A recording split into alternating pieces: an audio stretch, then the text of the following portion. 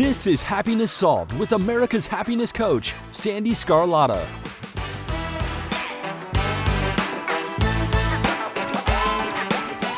Hello, everyone, and welcome to today's episode. I am so thrilled you're here. Happiness Solved is dedicated to giving you content that is empowering, motivational, inspirational, and of course, a dose of happiness. It is my way to give back to the world and share other people's stories and wisdom. This thing called life can be challenging, and my guests share their amazing stories, wisdom, and life lessons that demonstrate anyone can choose happiness.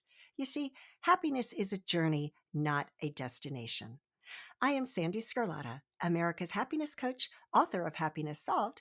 I'm a retired U.S. national and international figure skating coach. I've been a certified life coach since 2004, and I've been inspiring others to shift their mindset and choose happiness for over 20 years. If you have any questions you would like answered on this podcast, or just in general, please email me at sandy@sandeesgarlata.com or visit www.sandeesgarlata.com to schedule a free call. Thank you for listening today, and I hope you enjoy it.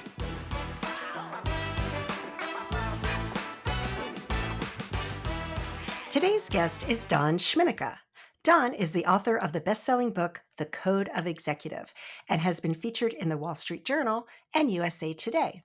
He is an award-winning speaker, researcher, founder of the SAGA Leadership Institute, and has delivered over 1,700 speeches. This is such a great interview, and I hope you enjoy it.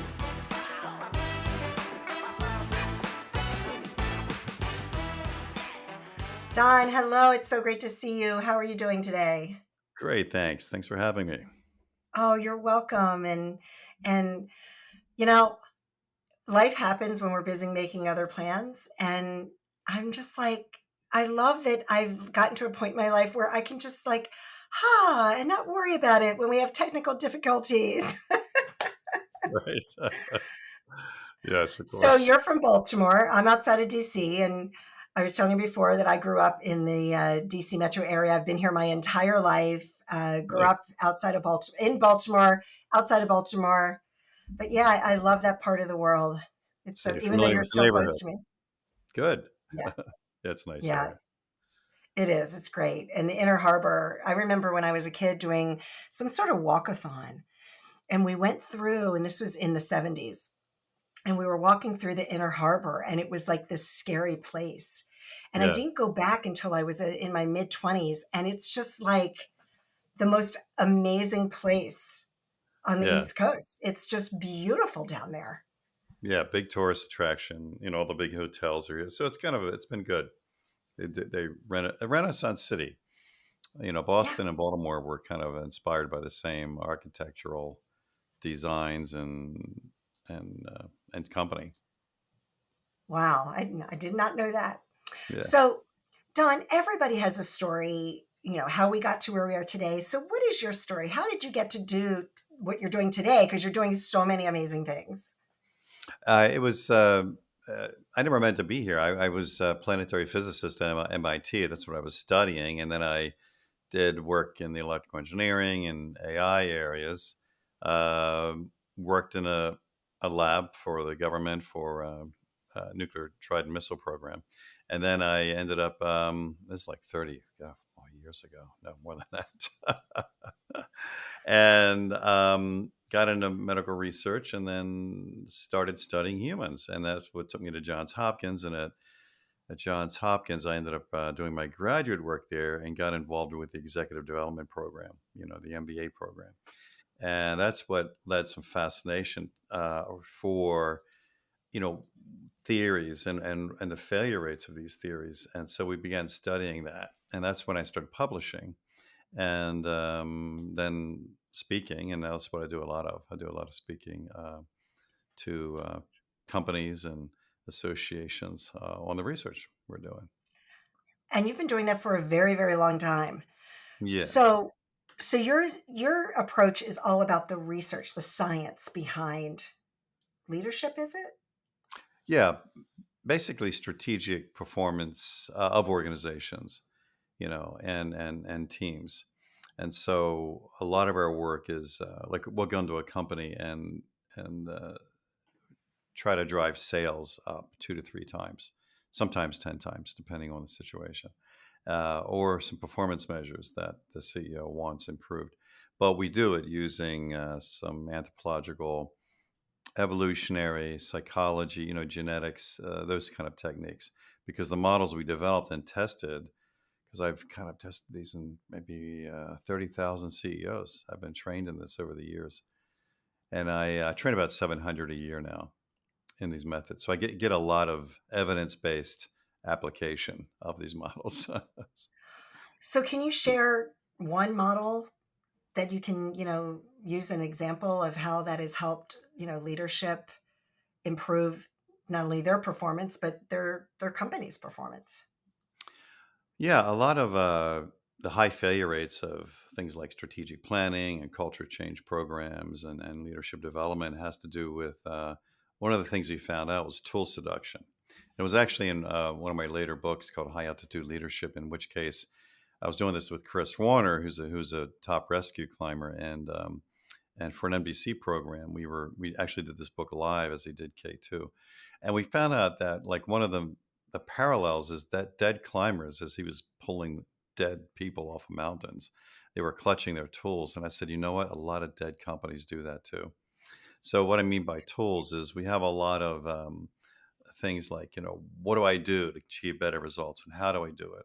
So I need goals and metrics, and we've got all these models around that. And then, and the how stuff is doing the right processes. So we have a lot of process and systems and trainings around how to get better results. But the failure rate's high because we found out that human decisions were not changing. In other words, that humans, unless you alter how their decisions are expressed, it becomes a waste of time, because that's the whole point. Human decision has to shift. Human behavior has to shift. And a lot of these tools, these best-selling books and theories out there, didn't really address the total shift. It was more like content, more content, like what's the latest theory, what's the latest model, and but when it came to implementation, it didn't work, and so that's why the failure rates we found out were so high. There was nothing wrong with the theories and their models. It was just that people were just throwing books and TED Talks and training programs at the problem, but it wasn't altering their behavior. And when we began altering behavior by altering their beliefs, that changed everything. So for the past 30 some years, we've been researching and applying how do you alter human belief. And what have you found? It works. How can you alter human belief? You have I to mean, alter. I have my methods, but I'm curious as to what some of your research has uncovered and if there's any parallels there. Sure. One of the models that we're currently using is first, and from a business point of view, you have to change how strategy is done, because strategic planning is mainly done analytically, SWOT analysis, market analysis, and all this. But there's a reason that small companies will start up in an industry, violate all expert opinion, violate the thought leaders, violate the management consultants, and end up dominating their industry. We were curious, like, how does a company start up, violate what all the experts say, and dominate their industry? And it was because of a belief shift around what they were doing. In other words, they were in a different business. They were using intuition as a way to outmaneuver the competition. And intuition, I rarely see that in any strategic business plan.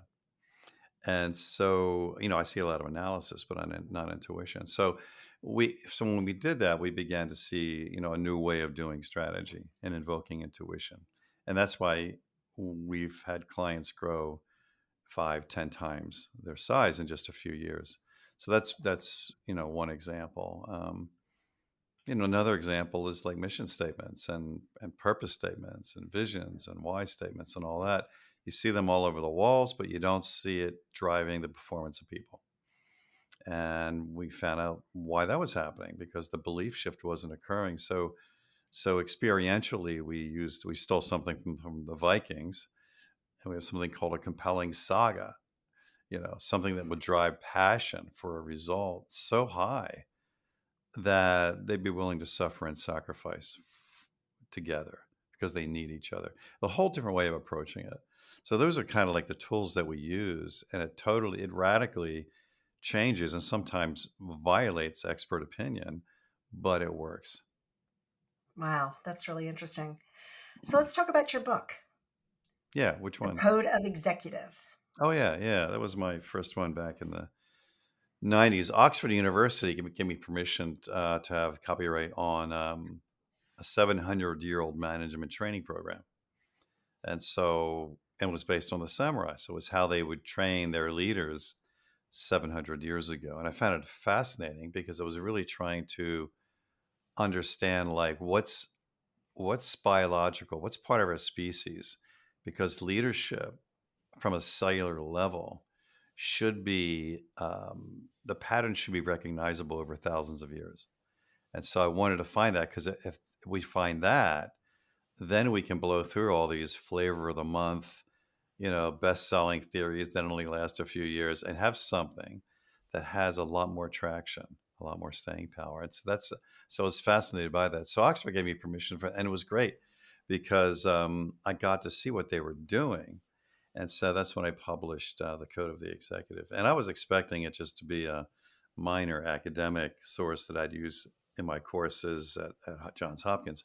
But it ended up taking off into like, I don't know, a dozen languages. And then a lot of people started calling and asked me to speak on it. And that's how things started going at that point. Well, isn't that what every author wants? Yeah. Is Yeah. for their book to get out there and like phone starts ringing and yeah. Right. Yeah. Yeah. Well, congratulations to you for that actually happening because for Thank you. most of us, myself including, it doesn't work that way. Right. Yeah. I wasn't expecting anything. I was just looking at it as an academic. And so I was surprised. But here I Well, am, right? I'm in my studio. We're still doing research. We self-fund all of our research. And we spend a lot of time going around the world to remote regions and interviewing and filming different societies and learning something. that's incredible. Wow. What amazing work you're doing. So let's go back to the CEOs because you've interviewed a lot of CEOs or you've worked with a lot of Yeah. CEOs. Is there any common theme that you found between CEOs? Like anything that you could say, okay, this is a common theme that most CEOs deal with, and here's how you need to overcome that. No, I think most of the most of what I find is CEOs are on a journey themselves, and a lot of it's different. I mean, everybody says, "Well, here's what it takes to be a CEO," or "Here's a common pattern." Like, not really. I mean, like, how many CEOs do you hang out with? I mean, their personalities, their life purposes, their motivations. I mean, a lot of it's different because these are regular people. Now, what they do well is they've been able to organize around something, and a lot of them are entrepreneurs, which started from nothing and created it. So that segment of CEOs that are entrepreneurs, they do have some commonalities in terms of the ability to take risk in naturally as part of their being. But then you have another segment of CEOs that are more like professional operators. They'll come in and run a company or turn it around or take it to the next level, and that's a whole different set of patterns if you would think about it that way. And then you have other CEOs that are more generally financially oriented. They're looking at M&A. They're looking at building portfolios. So I don't think there is a common pattern, but I think there are segments where they may be common behaviors. Yeah. Okay. That's fair. So you're the successful entrepreneur yourself, very much, acclaimed author. You're doing so many amazing things. What do you do to stay grounded and find that peace and happiness for yourself? I just left CrossFit about 30 minutes ago. Oh, So good for you. yeah, so I like to kick the crap out of myself every day. So that helps keep me somewhat grounded. With Um, CrossFit? yeah, I've never tried it because of that. yeah. It's like whatever you get on your mind, you're going to forget about it really quickly and just try to survive. Um, I love I love traveling. I mean, I love visiting and learning. So for me, learning is exciting. And so when I'm in an environment where I'm able to learn something, it's very energizing. And it just lets me be, because it lets me be a teacher later on, right? Because I can teach what I'm learning. And that's my whole focus is learn and teach.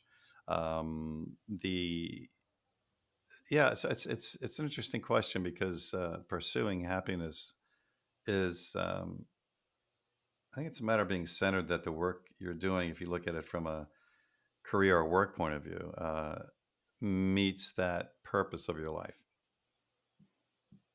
Yeah. Well, that's absolutely true. And you know what? I live my life as long as you have something that makes sense to you, that's all that matters. And whatever works for you. Right. So tell me, what is the best advice you've ever received?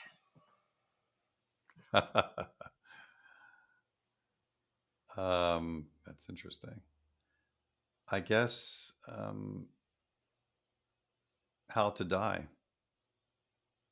How to die? Yeah, I mean, a lot of it came out Okay. of the samurai work. I mean, Okay. and when we transform executive teams, it's like when we teach them to die properly, their performance goes up dramatically. And neurologically, we find it's related to the purpose of the ego, which is a very positive purpose. People think about it negatively, but selfish strategies, selfish egotistical strategies were designed in us for succeeding in genetic warfare. None of this is published in any business programs. I mean, it's just, but it is known in the anthropological and evolutionary programs. So the death thing, which I thought was somewhat shocking when I first read how the samurai applied it, was really around death of the ego, what they call the evil spirit. And so when I got into how to die properly, I began to see that this philosophy existed around the world. I mean, the Buddhist thousand deaths concept, because to grow, something has to die. Something we believed in earlier, or we got attached to, or we think is so valuable. And then all of a sudden we realize, geez, if that dies, I'm free. And so a lot of what I was doing, and then I still do with workshops, because I have an online thing called Becoming Samurai, and it's an online course, and people get to look at their fears. They look at what they're attached to, and then we work on death. We work on how to die properly, and what is it that has to die. And when I've done this live in the workshops, it's really interesting because people have come up to me like a year later and said, that workshop changed my life. I'm like, well, what was it about? It says, because I was in the middle of a dead end job or a failed marriage or some project, and I couldn't let go of it. And when you ask the question, what has to die in you for you to move on? It just brought it to light. And so that's where I think for thousands and thousands of years is probably one of the most best pieces of advice I could get. Now, one person who I think is never really acknowledged for this, but used it constantly was Steve Jobs. And if you Hmm. read Steve Jobs' quotes on death, he's actually resounding what I'm reading in ancient texts. And so, he found that death is probably one of the most amazing tools for growth and performance. So I think it's true. And so I try to die a lot. I try to sometimes it's hard. I'm not good at it. But, at least if I can identify something I'm attached to, then it opens it up a little bit more for me to move forward and learn something different. I love that because when you are growing and changing, there is a part of you that has to die. Hmm. But Right. but I don't know that even me, my, self-proclaimed self-help junkie, I don't think of it in that way that something is dying in Right. order to let the new in. So I Yeah. love that. Yeah. I Yeah. love that. Just changes So that. tell me a little bit more because I studied, I don't know if you've ever heard of Course in Miracles. Yes. I studied that for many, many, many, many, many, many years. And it's something that just makes sense to me. Yeah. And it's all about the ego and Yeah. how, our ego. So can you just, and this is maybe more for me and hopefully the audience will want to hear more about this too, but how can you explain that a little bit further, that the ego is something good for us? Like, can you just explain that Oh yeah. methodology? The area that I find is when in genetic warfare, selfish animals stay alive longer, and that's how nature works. And so selfishness, if you have the ability to stay alive longer than the unselfish, you have more capacity to replicate your data. And that's, of course, what it's about. See, Darwin was misquoted. It wasn't about survival of the species. Since 99% of the species on this planet are now extinct, that didn't really work out very well. What he meant was survival of the information in the species. So genetic warfare is about replicating information. And so it's splitting of cells, or it's in gender-based species, it's sex, or that kind of thing helps us. But selfishness seems to be that pattern, and so there's been a lot of research on that pattern. The problem is now when you want to organize humans, it can get in the way. So that's why leaders have to look at, how do we override this biological condition? And that's where we start coming up with intuition, compelling sagas from the Vikings, how to structure companies and cultures differently. And so it opened up a whole new world for us. But and when executive teams know what this means and they see it and they understand it, then they realize that the journey they're on is, hey, we have to die for a higher cause. And if we lose that, we're going to lose speed. We're going to lose decisiveness. Because in the Becoming Samurai online course that I released during COVID, because I was stuck in the studio, I had to do something. It leads us, once we achieve that death, it leads us to two things we rarely train on, and that's bravery and honor. Hmm. And if you have more bravery and honor in your life, you can do a lot more. You can achieve a lot more. You can make a difference a lot more. And so the whole point of the course, it's like, I don't know, 6 or 7 modules around, what are your fears, how to die properly, and then how to now move forward as samurai into the world with more bravery and honor. I love that. I love that so much. Becoming Samurai. That's really cool. So where can people find out about that course? Is there Oh, a you can go to the website? website. I have a website called SAGA Leadership. There's that Viking term again. SAGA, SAGA, and then the word leadership.com. And we're trying to get everything on that one site so that everybody can, go into whatever area they like. Fantastic. That's great. Is there anything else that you want to share with the audience that we didn't talk about today? No, God, there's so much. How many hours left do we have for? I always joke, I'm not Joe Rogan. So no, we don't have a few hours here. Sorry. No, I would just say, keep learning, keep dying on those things that are holding you back, and keep doing great things. Oh, I love it. I love that. What has to die before you move on? That's amazing. Love that. Yeah. Don, such a pleasure having you on today. Thank you so much. And I wish you all the continued success. Thank you. You too.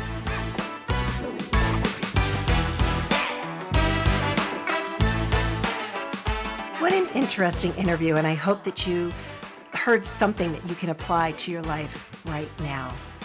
So thank you so much for joining me today. As always, I hope that you and your family are safe and healthy, and that your lives are filled with peace, joy, and happiness. Take care, everyone.